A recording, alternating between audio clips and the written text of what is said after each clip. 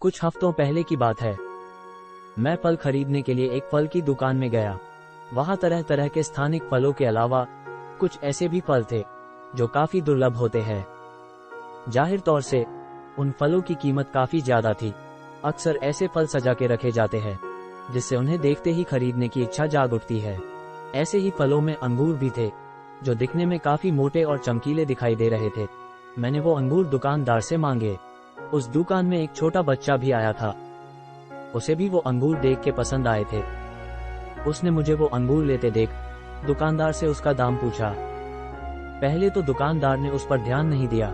उसने काफी बार पूछने के बाद उस विक्रेता ने परेशान नजर से अंगूर का दाम बताया। जैसे ही दुकानदार ने उसका दाम बोला, वैसे ही वो बच्चा अपने जेब में पड़े पैसों को गिनने लगा। पैसे इतने नहीं थे कि अंगूर ले पाए, तो उसने मना कर दिया और मेरी तरफ देख प्रशंसक मुस्कुराहट दी और वहां से चल पड़ा। ये बात मेरे दिल को छू गई, क्योंकि कई सालों पहले ऐसे दिन मैंने भी देखे थे। किराना सामान खरीदने सीमित पैसे लेकर जाना मैं इतने आसानी से नहीं भूल पाऊंगा। मैंने उस बच्चे को वापस बुलाया और उसे मेरे पास के अंगूर दे दिए। वो बच्चा पहले मना कर रहा था, लेकिन मेरे काफी आग्रह करने पर उसने वो ले लिए और मेरा धन्यवाद करके वहां से चला गया। वो फल विक्रेता भी मुझे आश्चर्यचकित मुद्रा से देखता रहा। मैंने फल तो खरीद लिए, लेकिन मेरे अंदर एक विचारधारा शुरू हो गई। जिंदगी में जब भी हमारे पास कोई सीमित समस्या आती है, तब हम बड़ी चौड़ी छाती करके उसे हल करते हैं और अपने आप को बड़ा काबिल इंसान समझते हैं। वो अकेला बच्चा था जिसके पास फल खरीदने के पैसे नहीं थे, तो ये बात मेरे दिल को छू गई। लेकिन सोचा जाए तो ऐसे न जाने कितने बच्चे और बड़े भी होंगे जिन्हें अंगूर तो छोड़ो, लेकिन रोज खाना भी नसीब नहीं होता। वो रोज भूखे पेट सोते हैं। लेकिन ऐसे सब लोग मेरे सामने आ गए, तो क्या मैं उन्हें मदद कर पाऊंगा? जब कोई भिखारी भीख मांगने आता है, तो हम उसे भीख देके अपने आप को बड़ा महान इंसान समझते हैं। लेकिन जब उसके पीछे काफी और भिखारी आते हैं, तब अक्सर हम वहां से भाग खड़े होते हैं।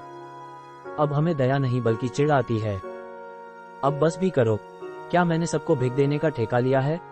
ऐसा ही हम मनोमन सोचते हैं और वहां से निकल जाते हैं। समस्या जब बड़ी हो जाती है, तो उसका समाधान हमारे पास नहीं होता। इस समाज की व्यवस्था इस ढंग से की गई है कि यहाँ गरीब लोगों का होना अनिवार्य है। पूरी राजनीति इसी के ऊपर टिकी है कि गरीब कैसे गरीब रहे और उनको गरीब कैसे रखा जाए। जब कोई नेता बोलता है कि मैं इस देश की गरीबी मिटाऊंगा, तो समझ लेना झूठ बोल रहा है। उसे फिर से उसकी पार्टी को जीता के लाना भी तो है। अगर सब लोगों को सारी साधारण सुविधाएं मिल जाए, तो लोगों को वोट किस आधार पर मांगेंगे?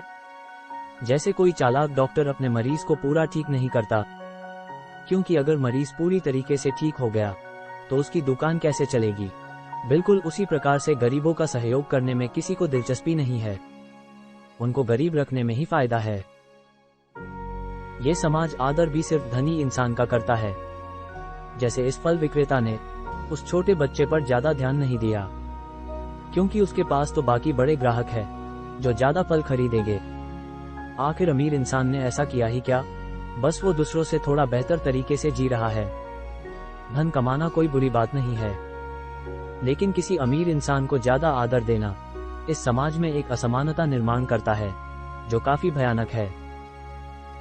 धन से एक बेहतर जिंदगी मिल सकती है, इसमें कोई शक नहीं, लेकिन धन से समाज में इज्जत, रिश्तेदारों में सम्मान, हर जगह पर आदर, दूसरे बड़े लोगों की अनुकूलता, ये सब भी अगर मिलने लगा, तो किसी गरीब की जिंदगी बहुत मुश्किल हो जाएगी और हो गई ही है।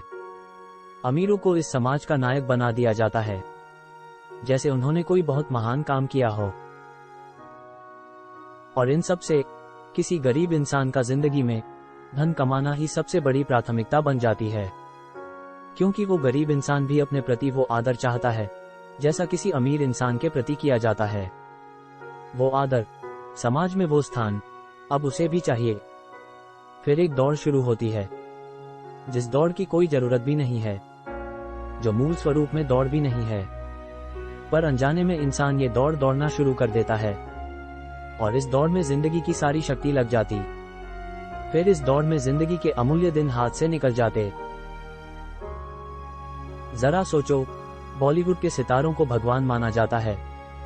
कोई नायक, जब किसी फिल्म में किसी महान इंसान की भूमिका निभाता है, तब लोग असली महान इंसान, जिसके ऊपर ये कहानी आधारित है, उसे तो भूल जाते, लेकिन उस नायक को याद रखते हैं। कई बार तो लोग बॉलीवुड सितारों को असली किरदार समझ बैठते हैं। जो लोग दिन भर सिर्फ कचरा दिखाते हैं, उन लोगों के पीछे बाकी लोग भागते हैं, सिर्फ इसलिए क्योंकि उनके पास पैसे है। जरूरी नहीं कि उन्होंने पैसे किस ढंग से कमाए हैं, लेकिन लोग उनको अपना प्रतिमा मान के उनकी पूजा करेंगे। ये दर्शाता है कि हम कितने अंधे हैं। कोई महान वैज्ञानिक देश के लिए काम करके भी इतने पैसे नहीं कमाता जितना लोग कचरा बोल के और कचरा दिखा के कमाते हैं। और क्योंकि ये समाज सिर्फ धनियों की कीमत करता है, उस महान वैज्ञानिक की इस समाज में कोई कीमत नहीं। फिर उस वैज्ञानिक में भी ये सोच आती कि क्यों न मैं भी कूड़ा कचरा करूं, क्यों न मैं भी किसी मीडिया पर जाके नाच गाना करूं, और इससे फिर समाज में और कचरे वालों को बढ़ावा मिलता है। लेकिन बात यहाँ पर रुकती नहीं है। कोई गरीब इंसान ईमानदारी की कमाई से जब घर लौटता है, तब उसका घर पर भी ज्यादा आदर नहीं होता। और अगर कोई अमीर इंसान रिश्वत लेकर भी अमीर बना, तब भी उसका बड़ा आदर होता। अब क्यों न कोई गरीब सरकारी नौकर रिश्वत लेने के बारे में नहीं सोचेगा? इसमें कोई चकित होने वाली बात नहीं है। ये बिल्कुल स्वाभाविक है, क्योंकि हमने ऐसा ही समाज तैयार किया है। मुझे याद आता है कि मेरे बचपन में मुझे संतों की कहानियां सुनाई जाती थी। मैंने सुना था कि संत जब भी भिक्षा लेने जाते, तब उन्हें आज जितने खाने की जरूरत है, उससे अगर ज्यादा खाना मिल जाए, तब वो उसे स्वीकार नहीं करते थे। वो बोलते कि खाना इकट्ठा करना पाप है। उसके पीछे की सोच ये नहीं थी कि खाना इकट्ठा करना पाप है, बल्कि ये थी कि कल का खाना आज न लेके उस खाने को किसी और भूखे इंसान को मिलने का अवसर तैयार हो रहा है। इतनी महान सोच होना आज के जमाने में तो असंभव लगता है, लेकिन कम से कम अगर हमने किसी का आदर उसने कमाए हुए पैसों पर या धन पर नहीं, पर जिस धन का वो इंसान है, इस पर किया, तो ये समाज का रचनात्मक ढंग बदलने लगेगा। फिर शायद ये हो सके कि हम एक अच्छे समाज की तरफ बढ़े।